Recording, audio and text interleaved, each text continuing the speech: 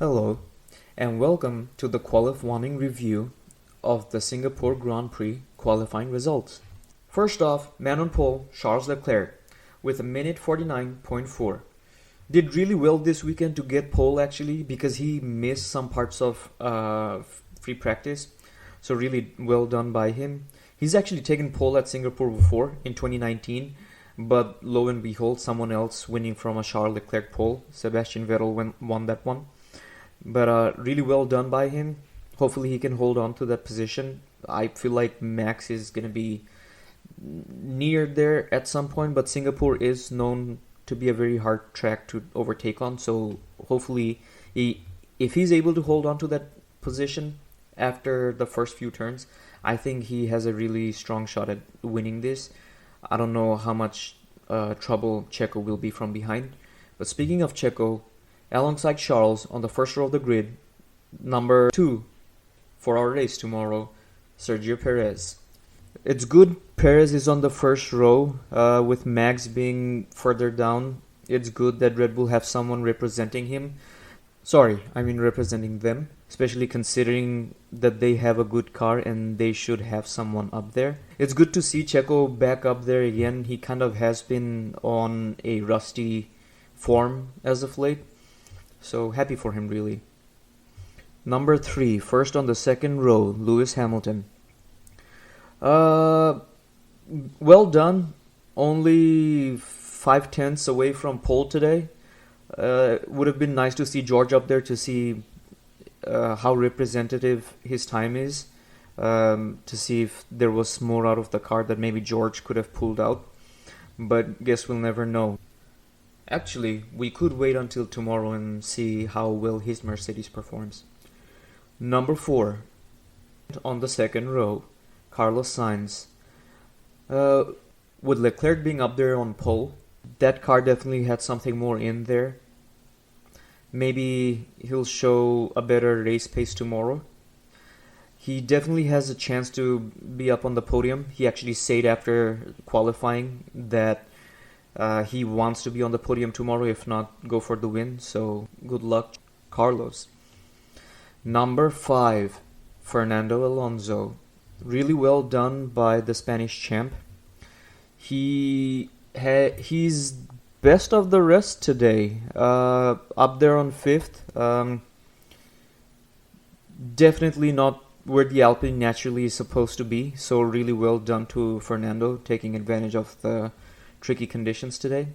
Hopefully he can hold on to that position, but honestly I see Max making a move past him by the third corner.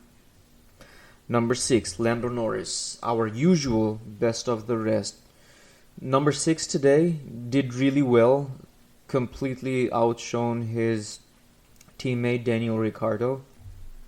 I really liked their livery for this weekend. I wish they kept it for the rest of the season, but I know that's not possible with the whole sponsorship things and whatnots. Let's see, who's next after Lando Norris? Pierre Gasly. I'm actually happy to see Pierre up in the points, finishing qualifying in the top 10. AlphaTauri have had such a tough season, really. They were so good last year. I thought they would have a stronger season this year, maybe fighting for third or fourth position with such a strong engine in that car. I really thought they would be doing much better, but I'm happy to see Pierre up there, and really I don't know where else he could go, because he can't be farther ahead than McLaren's or Alpine's, Ferrari or Mercedes. So I think that's the perfect job Pierre could have done today. That A-star to him. Number 8, our definite world champion Max Verstappen, number 8, ran out of fuel. Red Bull have finally made a mistake this season, and they have calculated their fuel wrong for our hopeful 2022 champion. He was in for a flyer, wasn't he? I think he was gonna get pulled by at least a few tenths there. So Charles got his pole handed to him today. Let's be real here just for 1 second. I mean, well done by Charles. He still had to put in an amazing performance to be able to land pole. But I think a little more math by the Red Bull strategists over there, and I think Max would be on pole today. Let's move on. Number 9, Kevin Magnuson. Good to see a Ferrari, sorry, not Ferrari, a Haas, a Ferrari powered car, Haas, up there. They haven't really scored many points as of late. They had a really strong car beginning of the season, but it kind of tailed off. So I hope Kevin can hold on to that position when the race starts. But we'll see how good their race pace is. Number 10, Yuki Sonoda. Well, considering his teammate was able to put it up on 7, I'm glad Yuki still qualified in the points. Hopefully the boys from AlphaTauri can keep it together tomorrow and finish in the points. I would really like to see that. Number 11, George Russell. Here's another car, like Max, that's definitely out of place. So expect George to gain a few positions at the beginning of the race, if not definitely within the first few laps. Or really at some point during the race. You just know he's going up there.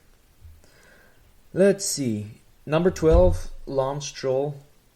Don't really have much to say about him. The car sometimes here, sometimes there. Let's move on. Number 13, Mick Schumacher. Kind of disappointed Mick is on 13th while his teammate is on 8th. I was really hoping Mick would put in really amazing world-class performances now, since he does not have a guaranteed contract for next year. I thought he really would be showing what he's made of. But yeah, we'll see. Next up, Sebastian Vettel. Had a few good spins. Since he announced his retirement, he kind of has been spinning a bit more. And for the first time ever, Lance Stroll is actually beating him in qualifying. So I guess Seb's really thinking about the next part of his life now. Let's see. After Seb, number 15th, we have Zhou Guanyu. He just got his contract renewed, so good to see that he outdrove his very experienced teammate Valtteri Bottas this weekend. That will definitely do well for his confidence and for the team's confidence in giving him that contract extension. On the other hand, Valtteri Bottas, your teammate outqualified you. Not bad. Joe is a good driver, but definitely expected more from Valtteri. Expected him to get out of Q1 at least, especially since Joe was able to do it. After Valtteri, Danny Rick. I'm not gonna say much here. He just does not like that car. There's not much to say. Number 18, Esteban Ocon. I am very surprised about this one. Esteban does not have that one lap pace, to be honest. He definitely does have good race pace, but he's not this far off. He has never been this far off of Alonso. So I wonder if there was something to do with the car. I wonder if they'll come out and let us know.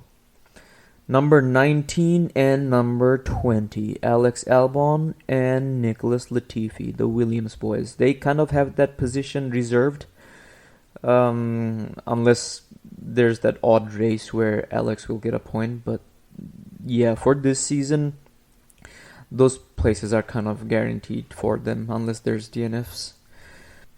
Thank you for listening to today's review of the Singapore qualifying.